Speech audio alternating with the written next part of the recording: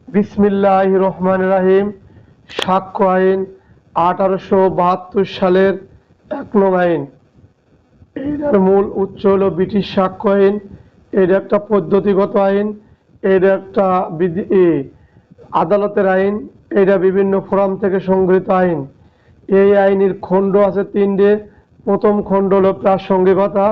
এই প্রাসঙ্গিকতা নিয়ে আলোচনা করব আমাদের ক্লাসে। ওই জয়নাল ভাইয়ের কথাটা উপর ভিত্তি করে বলছিলেন, ধন্যবাদ। প্রশ্ন বলা হবে, আজ গুরুত্বপূর্ণ ক্লাস। 5 থেকে শুরু করব।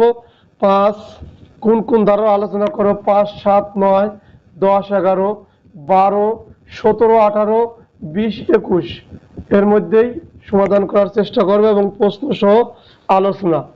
এইগুলো কিন্তু এটাও বাদ দেবেন না, একেবারে A to Z। সাক্ষ্য আইনের কোনোটাই বাদ দেবেন না, যা পড়াইছি।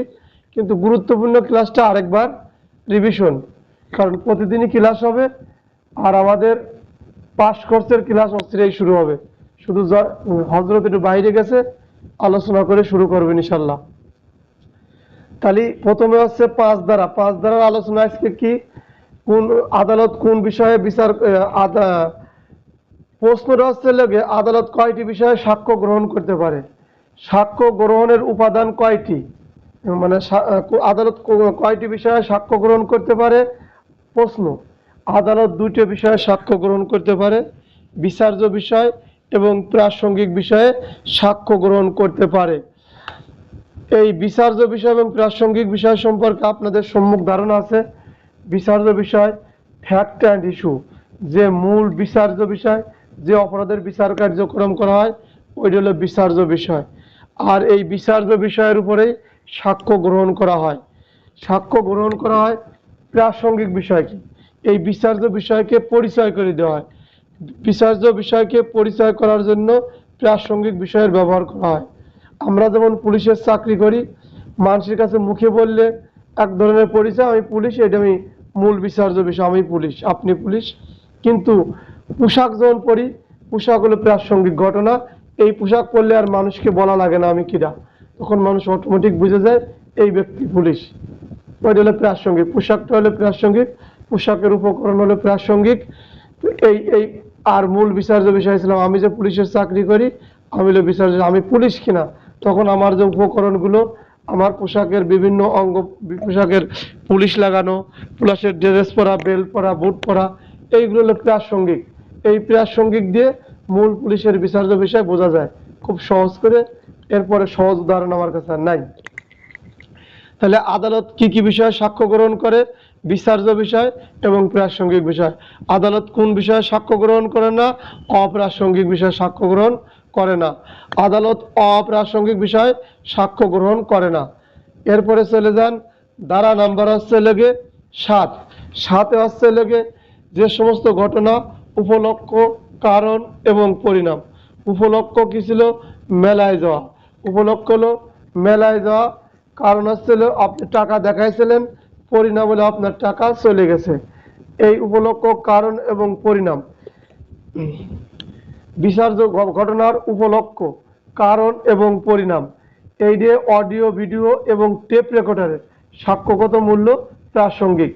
এই 7 ধারায় প্রাসঙ্গিক। কি উপলক্ষ, কি কারণ, এর পরিণাম কি ঘটছিল, এগুলো আদালতে প্রাসঙ্গিক হয়। এগুলো আদালতে প্রাসঙ্গিক হয়। তাহলে যে সমস্ত ঘটনা বিচার্য ঘটনার উপলক্ষ, মানে মূল বিচার্য ঘটনা কি ছিল? টাকা ছিনতাই হয়ে গেছে বা চলে গেছে। তাহলে এই মূল বিচার্য ঘটনা ছিল টাকা আপনার কাছ থেকে চলে গেছে বা ছিনতাই করে নিয়ে গেছে, বা আপনার মেলার মাঝে ব্যাগ কাটিং হয়ে চলে গেছে। তাহলে উপলক্ষ কি? আপনি মেলায় যাচ্ছিলেন, আপনার এইটা ছিল উপলক্ষ। আর এই উপলক্ষর কারণটা কি? কি কারণে আপনার এই ঘটনা ঘটছিল? আপনি এই টাকা আমার আপনার বন্ধুকে দেখাইছিলাম বা বলছিলাম, তারা দেখছিল যে অনেক টাকা পয়সা বা স্বর্ণরৌপ্য নিয়ে ও মেলার মাঠে যাচ্ছে বা হাট বাজারে যাচ্ছে। এবং এই যে আপনি দেখাইছিলেন, এই কারণে আপনার পরিণতি ঘটছে, মেলার মাঠে যা টাকা ছিনতে আছে, মলম পাটে আক্রান্ত করছিল আপনার এই অর্থ সম্পদ লুফে নেওয়ার জন্য। এই যে বিভিন্ন প্রকার ঘটনা ঘটেছে, উপলক্ষ, কারণ এবং পরিণাম, এইগুলো আদালতে প্রাসঙ্গিক। কোন কারণে প্রাসঙ্গিক হয়েছে? বিচার্য ঘটনা, আপনার টাকা ছিনতাই হয়েছে, লুটপাট হয়েছে, বা আপনার মেলার মাঠের থেকে আপনি সর্বশান্তা গেছেন, বিচার্য বিষয় ছিল, আপনার কাছে এই জিনিসটা চলে গেছে। এইগুলো আদালতে প্রাসঙ্গিক। এছাড়াও টেপ রেকর্ডার, অডিও ভিডিও এবং এই বিষয়গুলো আদালতে প্রাসঙ্গিক হবে এই 7 ধারা। এখন আসেন 9 ধারা। 9 ধারায় কি বলছে? ঘটনার ব্যাখ্যা বিশ্লেষণ। ঘটনার ব্যাখ্যা বিশ্লেষণ। ঘটনার ব্যাখ্যা প্রাসঙ্গিক ঘটনার ব্যাখ্যা এবং উপস্থাপন করার জন্য আবশ্যকীয় ঘটনা। কোনো ঘটনার ব্যাখ্যা বা প্রাসঙ্গিক ঘটনার ব্যাখ্যা বিশ্লেষণ করা যায়। কোন কোন ঘটনা যদি আসে, কোন ঘটনার ব্যাখ্যা বিশ্লেষণ করবেন, কোন ঘটনার প্রাসঙ্গিক ঘটনার ব্যাখ্যা বিশ্লেষণ। সেই প্রাসঙ্গিক ঘটনাগুলো কি উপস্থাপন করার জন্য কি উপস্থাপন করবেন? আবশ্যকীয় ঘটনা। এগুলো আছে ব্যক্তি শনাক্ত করার জন্য। খেয়াল করেন, ব্যক্তি শনাক্ত করার জন্য, বস্তু শনাক্ত করার জন্য। ব্যক্তি শনাক্ত করার জন্য, বস্তু শনাক্ত করার জন্য, সময়, কোন সময়ে ঘটনা ঘটেছিল এই সময় শনাক্ত করার জন্য, মানুষ শনাক্ত করার জন্য। মানুষ শনাক্ত করার জন্য, কোনো ঘটনার ব্যাখ্যা বিশ্লেষণ করার জন্য। কোনো ঘটনার ব্যাখ্যা বিশ্লেষণ করার জন্য এই 9 ধারা প্রাসঙ্গিক হবে। এই 9 ধারা প্রাসঙ্গিক হবে কোনো ব্যক্তিকে শনাক্ত করার জন্য। কোনো প্রাসঙ্গিক ঘটনার ব্যাখ্যা বিশ্লেষণ করে কি জন্য? অপরাধের সাথে যে জড়িত ওই ব্যক্তিকে শনাক্ত করার জন্য। কোনো কোন বস্তু দ্বারা এটা আঘাত হয়েছিল, বস্তুই যখন ফ্যাক্ট অ্যান্ড ইস্যু, ধরেন স্বর্ণ চুরি হয়েছে, তাহলে স্বর্ণ হলো ফ্যাক্ট অ্যান্ড ইস্যু। তাহলে বস্তু শনাক্ত করার জন্য, সময় শনাক্ত, কোন সময়ে আপনি এই ঘটনা ঘটেছিল, রাত 12টায়, 2টায়, না দুপুর 12টায়, 10টায়, কোন সময়টা শনাক্ত, 24 ঘন্টার যে কোনো সময় বা তারিখ শনাক্ত করার জন্য। মানুষের শনাক্ত, কোন মানুষটা এই ঘটনা ঘটাইছে তাকে শনাক্ত করার জন্য। কোনো ঘটনার ব্যাখ্যা বিশ্লেষণ, যে ঘটনা কিভাবে ঘটেছিল ওর ব্যাখ্যা বিশ্লেষণ করার জন্য এই প্রাসঙ্গিক ঘটনার ব্যাখ্যা এবং উপস্থাপন করার জন্য আবশ্যকীয় ঘটনা। টিআই প্যারেডের সাক্ষ্যগত মূল্য। টিআই প্যারেড যে নেওয়া হয় এর সাক্ষ্যগত মূল্য সাক্ষ্য আইনের 9 ধারা। টিআই প্যারেডের সাক্ষ্যগত মূল্য সাক্ষ্য আইনের 9 ধারা। এখন 10 ধারা আছেন। 10 ধারা আসছে লেগে 10 ধারা আছে দণ্ডবিধি আইনের 34 এবং দণ্ডবিধি আইনের 120 এর ক এবং খ ধারা। কথা কি হলো? কথার মিল। কথা বা অভিন্ন অভিপ্রায় 2 বা ততোধিক ব্যক্তি যে সকল ষড়যন্ত্র করে। তাহলে আমরা পড়ছি কি 120 এর খ, 100 প্যানেল কোডের 120 এর খ এবং 34 ধারা। 2 বা ততোধিক ব্যক্তি যে সকল ষড়যন্ত্র করে বা অপরাধমূলক ষড়যন্ত্র করে তা সবই আদালতে গ্রহণযোগ্য। তাহলে কথা এবং কাজ, আমি যে ষড়যন্ত্র করি, এই কথা মুখ দিয়ে বললেও অপরাধ হয়, মুখ দিয়ে বললেও যে অপরাধ হয়, এই কথা এবং এই কাজ আদালতে প্রাসঙ্গিক। আপনারা জানেন কথা বললেও শাস্তি আছে, এবং এই কথা এবং কাজ আপনারা ষড়যন্ত্র করতেছেন, পরিকল্পনা করতেছেন, এই দুইজন আমি আপনি মিলে ষড়যন্ত্র করছি বা কথা বলছি ষড়যন্ত্র করার জন্য, এই কথাগুলো আদালতে প্রাসঙ্গিক হবে সাক্ষ্য আইনের 10 ধারা। এতটুকু সাক্ষ্য আইনের 10 ধারা। আপনারা জানেন দণ্ডবিধি আইনে কথা বললে অপরাধ হয়, অপরাধমূলক কথা বলার পরিকল্পনা করছিলেন, একজন রাজি হয়েছে আরেকজন রাজি হয় নাই, বক্তব্যের মাঝে হুমকি ধুমকি মারছেন, সেটাও অপরাধ। কিন্তু এই অপরাধ যে আপনি দেখছেন, শাস্তি দেবেন, ওই ব্যক্তি বলবে কেন আপনি আমাকে শাস্তি দিলেন, কি আমার অপরাধ ছিল, কখন এই কথা কি প্রাসঙ্গিক আছে, এর কোনো ভিত্তি আছে? তখন আদালত বলবে সাক্ষ্য আইনের 10 ধারা আপনার এই কথা, আপনি যে ষড়যন্ত্র করছিলেন 2 ভাগ ততোধিক মিলে, এগুলো আদালতে প্রাসঙ্গিক সাক্ষ্য আইনের 10 ধারা আপনি দেখেন।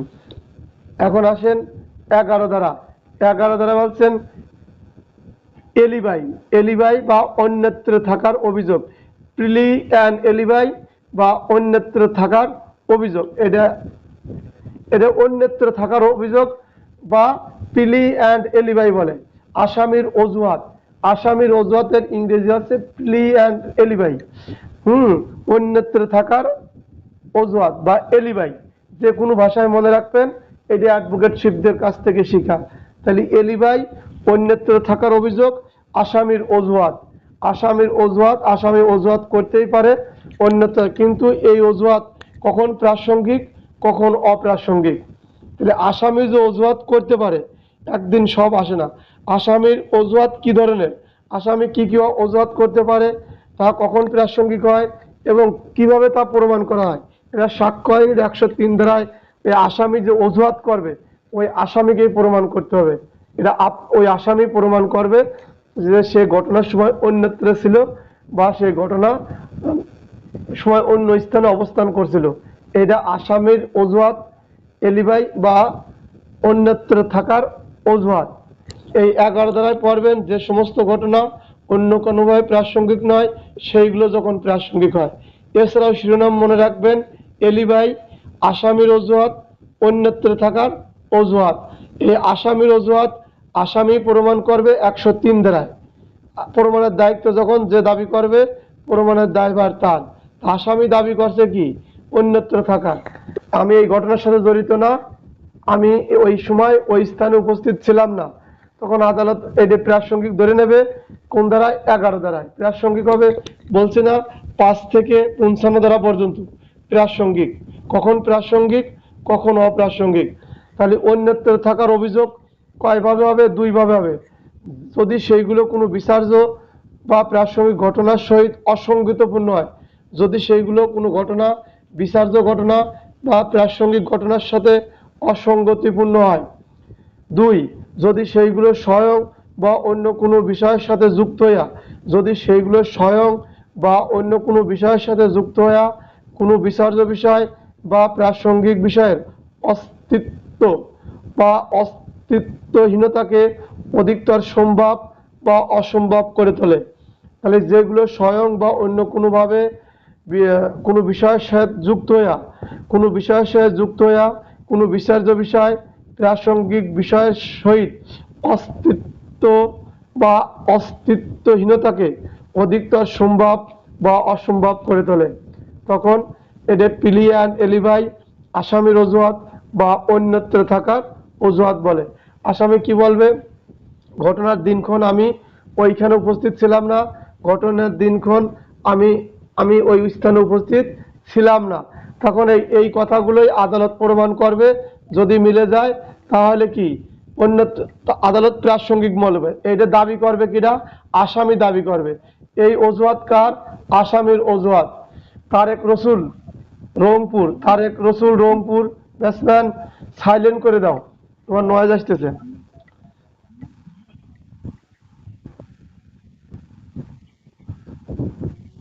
দোস্ত তারেক রসুল,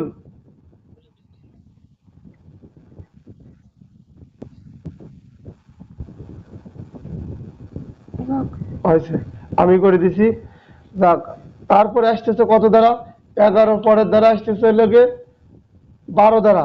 12 ধারায় কি বলছে, ক্ষতিপূরণ মামলায়, ক্ষতিপূরণ মামলায় কোনগুলো ক্ষতিপূরণ মামলা কোনগুলো, ক্ষতিপূরণ যখন আদালত প্রাসঙ্গিক হবে, ক্ষতিপূরণে যখন ক্ষতিপূরণ মামলায় যে সমস্ত ঘটনা আদালত কর্তৃক ক্ষতির পরিমাণ নির্ধারণ হবে সেইগুলো প্রাসঙ্গিক। তাহলে ক্ষতিপূরণ মামলাগুলো, সেই মামলাগুলো কি কি আসেন জানি নেই। তাহলে কোন কোন মামলায় ক্ষতিপূরণ হবে সেই বিষয়গুলো আমি আপনি জানি নেই এবং বুঝে নেই। ক্ষতিপূরণ মামলা, ক্ষতিপূরণ মামলা কোনগুলো, কোন কোন মামলাগুলো ক্ষতিপূরণ হবে সেইগুলো খেয়াল করেন। আমি 5-6টা বলি, আপনারা পরে লিখে নিন। চুক্তিভঙ্গের মামলা, এই আদালত যখন ক্ষতিপূরণ নির্ধারণ করবে কোন মামলা সেগুলো বলা আছে। চুক্তিভঙ্গের মামলা 1 নম্বর লিখবেন চুক্তিভঙ্গের মামলা, 2 নম্বর লিখবেন বিপথে পরিচালনা করার মামলা, 2 নম্বর লিখবেন বিপথে পরিচালনা করার মামলা, 3 নম্বর ভাবে লিখবেন বিবাহ করার চুক্তিভঙ্গ, বিবাহ করার চুক্তিভঙ্গের মামলা। 3 নম্বর ক্ষতি বা অনিষ্ট, খ্যাতি নষ্ট করা, খ্যাতি 3 নম্বর হলো খ্যাতি বা সুনাম নষ্ট করা, খ্যাতি নষ্ট করা, খ্যাতি বা সুনাম নষ্ট করা। 5 নম্বর হলেন বিদেশে পালায়ন বা পাঠানো, বিদেশে পাঠাইছে বা পালায়ন করছে সেই মামলা, আদম ব্যবসা, বিদেশে পালায়ন বা পাঠানোর মামলা বা আদম ব্যবসা। তারপরে 6 নম্বর লিখবেন অনধিকার প্রবেশের মামলা, অনধিকার প্রবেশের মামলা। তাহলে এই 6টা কথা লিখে মনে রাখবেন, এই 6টা কথা মনে রাখবেন, কম বেশি আগে পরে হলেও সমস্যা নাই। তাহলে আদালত কয় ধরনের মামলা বা কি মামলায়, কয় ধরনের না লেখলে কি মামলায় ক্ষতির পরিমাণ নির্ধারণ করবেন, সেই মামলাগুলো কি। তাহলে ক্ষতির পরিমাণ নির্ধারণ করতে পারে আদালত, সেটা আদালতে প্রাসঙ্গিক হলো 12 ধারা, সেটা আদালতে প্রাসঙ্গিক 12 ধারা। সামনে পাবান এই ক্ষতিপূরণ সম্পর্কে ব্যাপক পাবান, বোঝাবন, বলবান। আপাতত এই 12 ধারা জানিয়ে রাখেন। ক্ষতিপূরণ মামলায় যে সমস্ত ঘটনা আদালত ক্ষতির পরিমাণ নির্ধারণ করে সহায়তা করে সেইগুলো প্রাসঙ্গিক।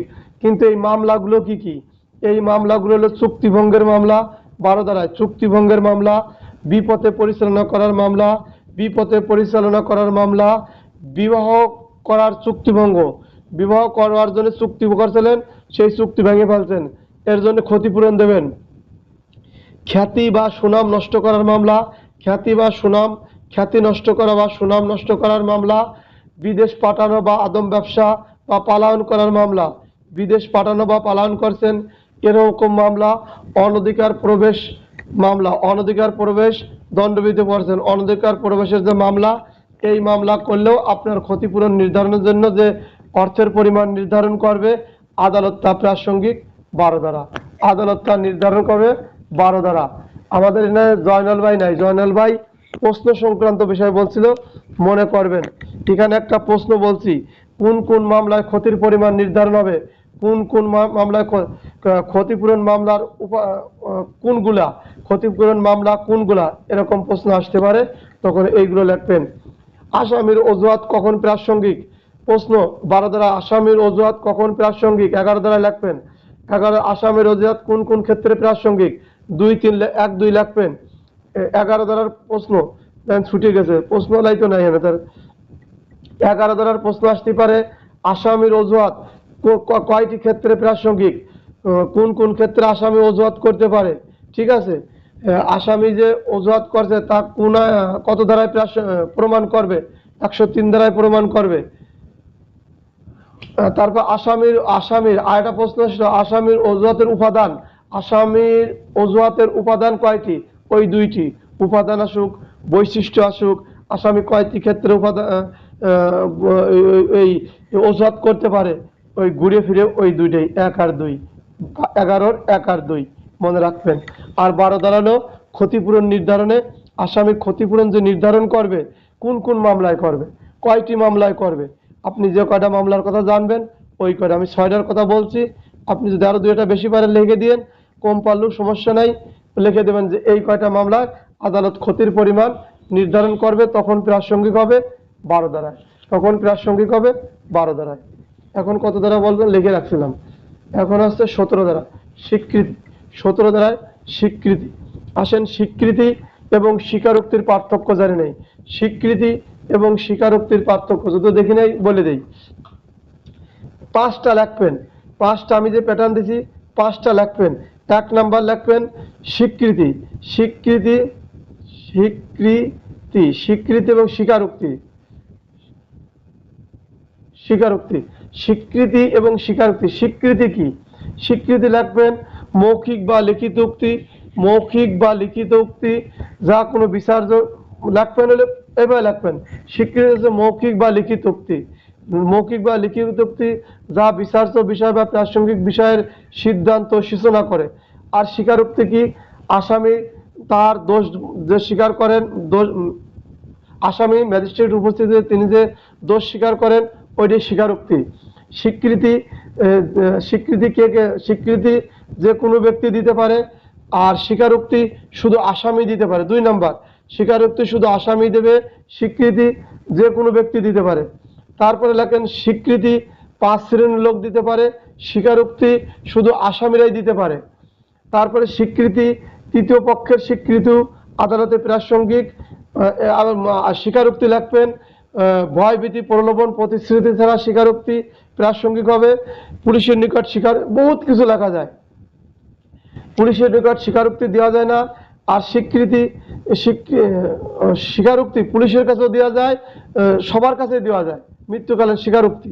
ঠিক আছে, এরকম আপনি হুবহু লিখতে পারেন, যদি জানা থাকে 1-এর অধিক কেন 5টা কেন 10টাও লিখতে পারেন, কিন্তু 5টার বেশি লিখবেন না, কারণ সময় কিন্তু আপনার 12 মিনিট করে বা 10 মিনিট ধরে রাখবেন, 2 মিনিট কম লাগবেন। 10 মিনিটের ভিতর লেখার চেষ্টা করবেন। 10 মিনিটের ভিতর লেখার চেষ্টা করবেন। স্বীকৃতির পিআরবি দেবেন, স্বীকারোক্তির পিআরবি দেবেন, স্বীকৃতির পিআরবি দেবেন, স্বীকারোক্তির পিআরবি দেবেন। এবং স্বীকারোক্তি 5 শ্রেণীর লোক কী কী তাও লিখবেন, 5 শ্রেণীর লিখবেন। এবং পুলিশের এই স্বীকারোক্তি যে ভয়ভীতি, প্রলোভন, প্রতিশ্রুতি ছাড়াও গোপনীয়তার প্রতিশ্রুতি দিয়ে স্বীকারোক্তি নিলে প্রাসঙ্গিক হয়। গোপনীয়তার প্রতিশ্রুতি দিয়ে স্বীকারোক্তি নিলে প্রাসঙ্গিক হয়। একই মামলায় যৌথভাবে বিচারাধীন মামলায় আদালত বিবেচনা করে স্বীকারোক্তিতে লিখবেন। আর স্বীকৃতিতে লিখবেন তৃতীয় পক্ষের উক্ত স্বীকৃতি প্রাসঙ্গিক, তা 19-20 দেবেন, 19 আর 20 দেবেন। এবং 20-21 দ্বারা লিখবেন যে ব্যক্তি স্বীকার করে, যার পক্ষ হতে স্বীকার করা হয় তার বিরুদ্ধে স্বীকৃতি প্রমাণ করা যায়। এই রকম করে যদি আপনার জানা থাকে 10টার মতো পার্থক্য লিখতে পারবেন। এগুলো কোনোদিন মুখস্থ করা যাবেন না। মুখস্থ করছেন তো হারিয়ে যাবেন। বুঝে পড়বেন, 10-12টাও লিখতে পারবেন, কিন্তু 10-12টা লিখবেন না। 10-12টা বলার সময় যখন আলোচনা করবেন, একে অপরের সাথে আলোচনা করবেন, অবশ্যই 10-12টা বলবেন। কিন্তু লেখার সময় আপনার যেটা স্যাটিসফাই মনে হবে, তাৎক্ষণিক মনে পড়বে, ওইগুলো লিখে ফেলাবেন। এখন আসেন, তাহলে স্বীকৃতির সংজ্ঞা কি? স্বীকৃতি হচ্ছে মৌখিক বা লিখিত উক্তি, যা কোনো বিচার্য বিষয় বা প্রাসঙ্গিক বিষয় কোনো সিদ্ধান্ত সূচনা করে। স্বীকৃতি চূড়ান্ত প্রমাণ নয়, প্রমাণে প্রতিবন্ধকতা সৃষ্টি করে। ওটি 31 ধারা আছে এস্টফল নীতি, এস্টফল 115 প্রতিবন্ধকতা। এই সাক্ষ্য আইনের প্রতিবন্ধকতার অধ্যায় আছে, যদিও পারবো না, বারবার বলে ফেলাই। এটা 115, 116, 117, এটা কিন্তু আমাদের পড়া লাগে না, জীবনও আসে না, আসবেও না ইনশাল্লাহ। তাহলে স্বীকৃতির সংজ্ঞা পড়লেন, এটা 17 থেকে 23 পর্যন্ত লিখবেন।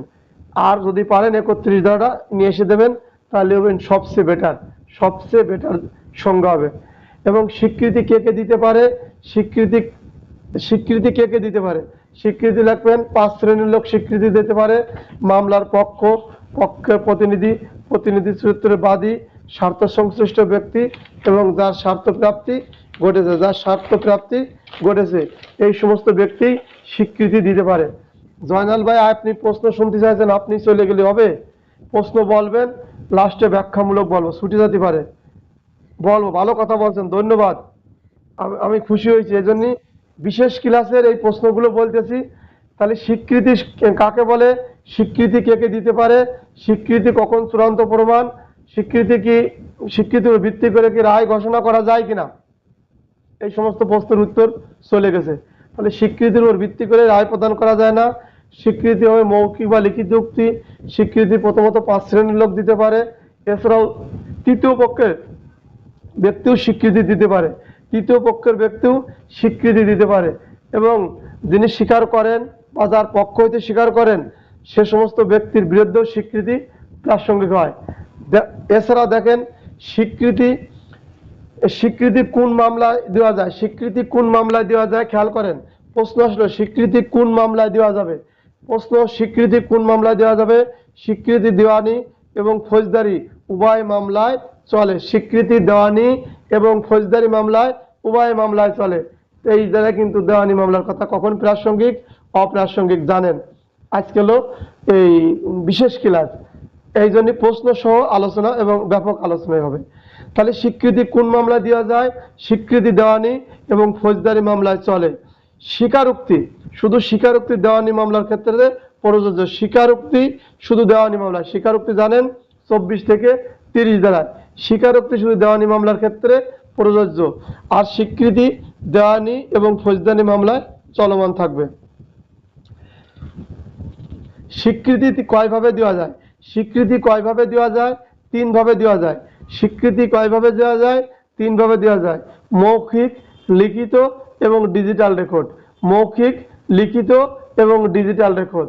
দেখেন স্বীকৃতি কয়ভাবে দেওয়া যায়? মৌখিক, লিখিত এবং ডিজিটাল।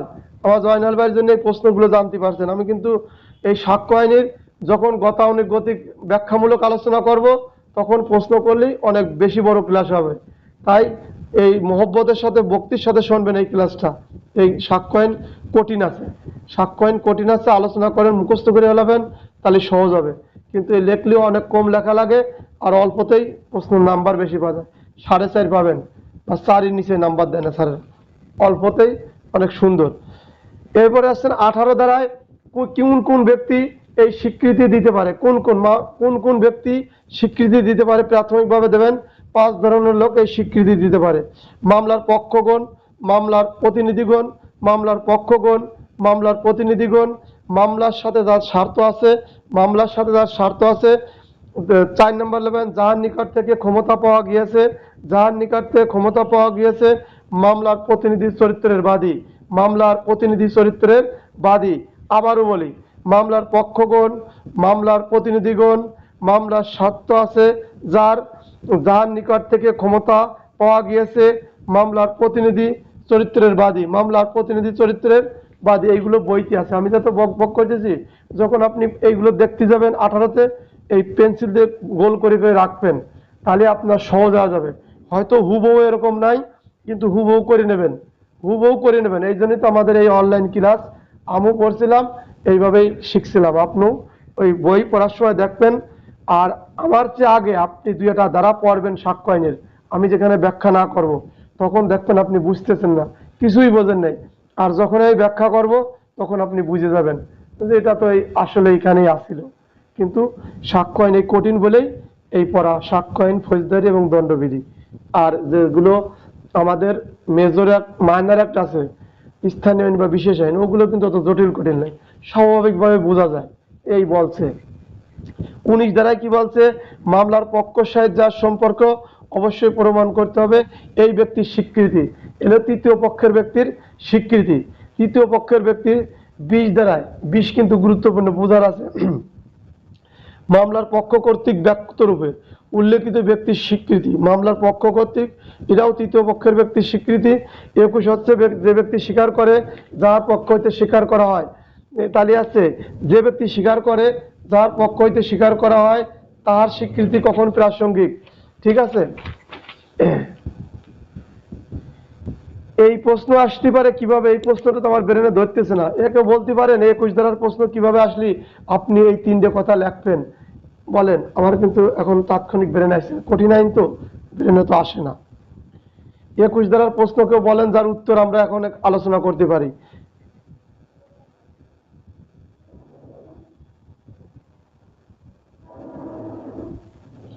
প্রশ্ন হলো যার বিরুদ্ধে স্বীকৃতি প্রমাণ কিভাবে করা যায়, বা যে ব্যক্তি স্বীকার করেন তার বিরুদ্ধে কিভাবে স্বীকৃতি প্রমাণ করা যায়। প্রশ্ন মনে আসে গেছে, যে ব্যক্তি স্বীকার করে তার বিরুদ্ধে স্বীকৃতি প্রমাণের পদ্ধতি কি কি লেখেন, বা তার বিরুদ্ধে কিভাবে স্বীকৃতি প্রমাণ করা যায় আলোচনা করেন।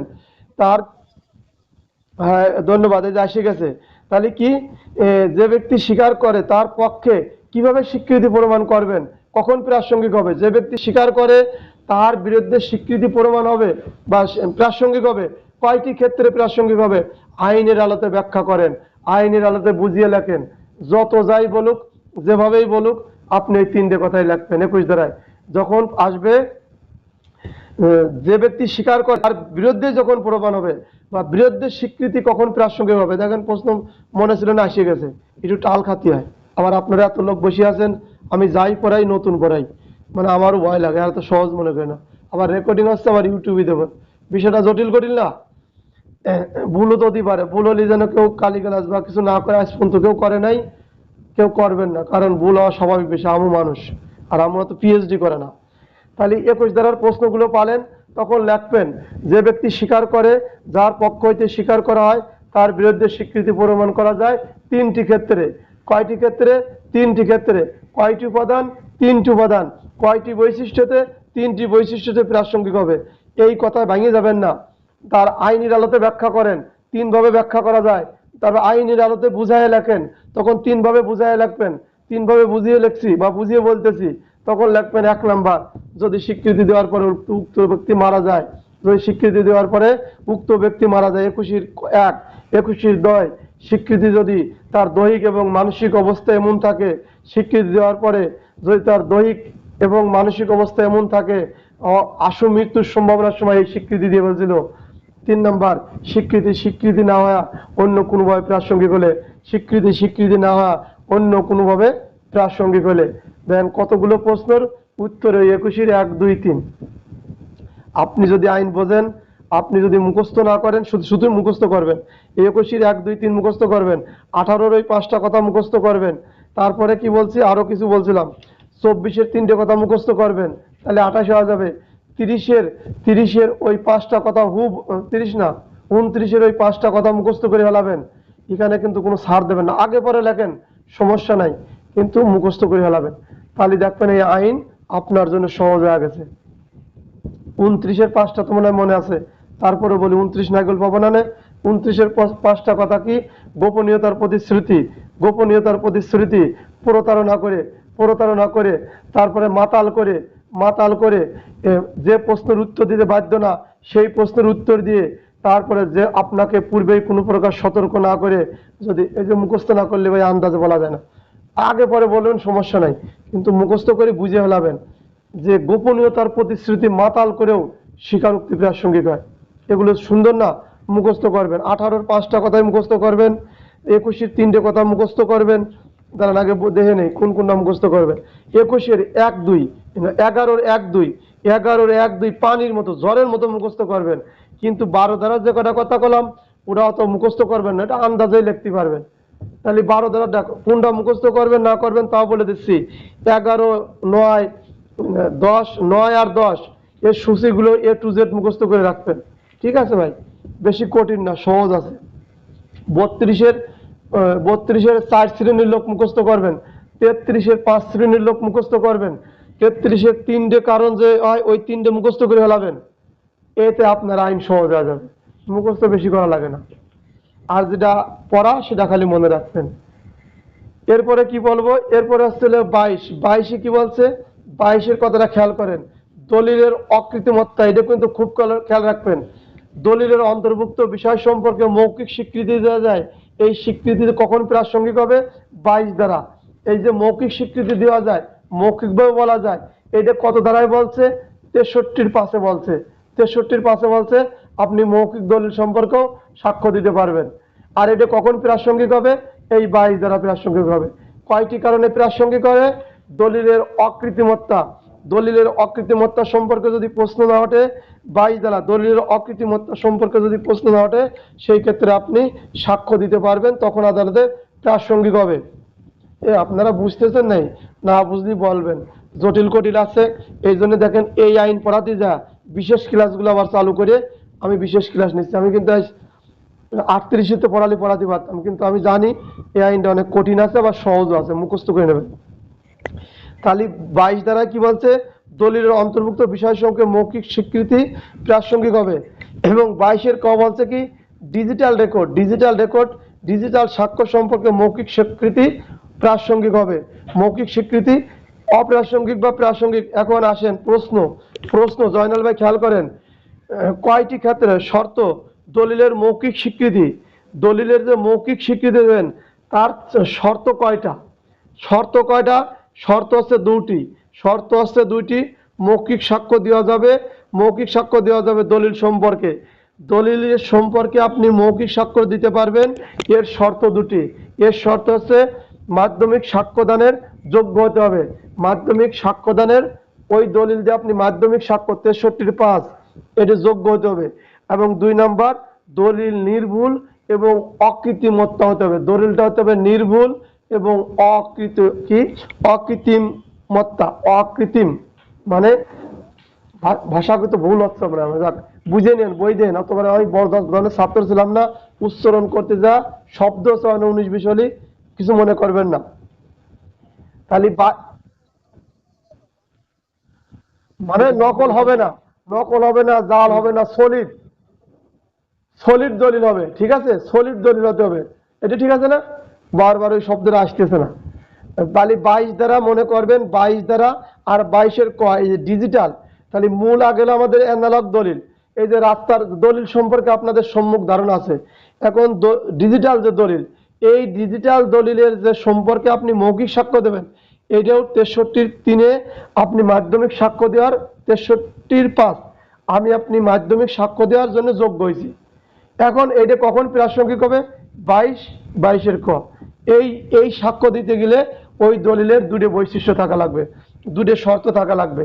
কয়টি শর্ত কারণে আপনি মাধ্যমিক সাক্ষ্য প্রাসঙ্গিক হবে, বা আপনি এই এই দলিল সম্পর্কে মৌখিক সাক্ষ্য দিতে পারবেন।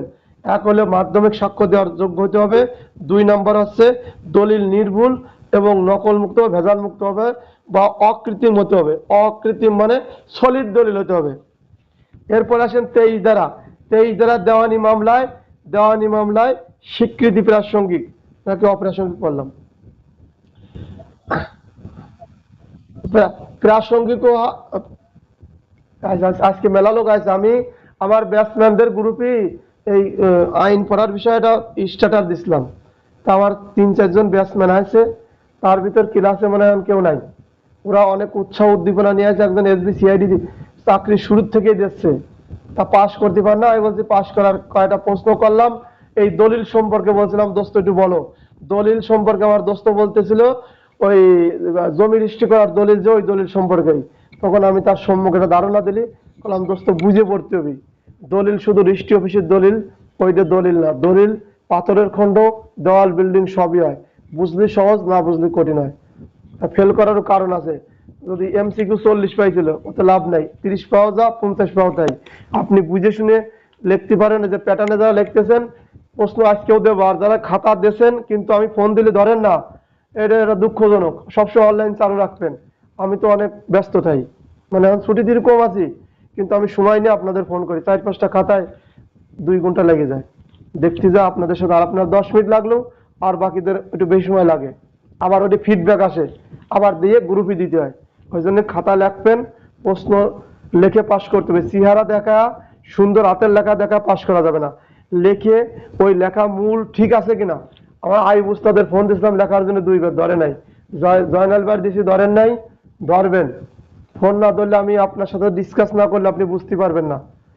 যদি বুঝতে পারতেন, আইন যদি বুঝতে পারতাম, আমি ওই 2 বছর 3 বছর বলে আইন পড়তাম না, আপনারা এখানে বসতেন না। এটা ভাঙার জন্য আর এই লেখাটা বোঝার জন্য আপনি আমার কাছে আলোচনায় আসবেন। জয়নাল ভাই যা লেখেছে আজকে, লেখাটা দেখার মতো আছে। হাতের লেখা টাকা দিয়ে সেই প্রাণবন্ধ, খুব খুশি হয়েছি। আর লেখাটাও ছন্দে ফিরে আছে, মানে রাগ আছে, রাগে যা লাগছে। রাগ মানে এক ধরনের লক্ষ্মী আছে, ঠিক কিনা জয়নাল ভাই? হ্যাঁ সুন্দর আছে, আমি দেখছি যে ফোন দিছি আপনার ধরেন নেই। এরপরে চলে যান। আচ্ছা ধরে নেওয়ার পরে দেওয়ানি মামলার স্বীকৃতি কখন, যখন প্রাসঙ্গিক এবং কখন অপ্রাসঙ্গিক, এই 23 ধারার মধ্যে দিয়ে শেষ করব। দেওয়ানি মামলা যখন স্বীকৃতি প্রাসঙ্গিক, আর কখন প্রাসঙ্গিক আর কখন অপ্রাসঙ্গিক হবে। প্রশ্ন, দেওয়ানি মামলা কখন স্বীকৃতি প্রাসঙ্গিক, কখন অপ্রাসঙ্গিক? পক্ষধর যদি পূর্বেই চুক্তি করে থাকে, এই সম্পর্কে তারা কোনো বক্তব্য দেবে না, এই সম্পর্কে নিরাপত্তা পালন করবে, কোনো দলিল বা কোনো কিছু উপস্থাপন করবে না। আদালত যখন বুঝে ফেলাবে তখন এটা অপ্রাসঙ্গিক, হওয়া যাবে। আর যদি পক্ষদ্বয় পূর্বেই কোনো চুক্তি না করে, আদালত যদি বুঝতে না পারে, এবং এই সম্পর্কে যদি তারা কেউ কিছু বলতেও পারে, নাও পারে, লিখিত বা কোনো লিখিত স্বীকৃতি দিতেও পারে, নাও পারে, এ আদালত যদি বুঝতে না পারে, তখন আদালতে প্রাসঙ্গিক হয়ে যাবে। এতটুকু। আসসালামু আলাইকুম।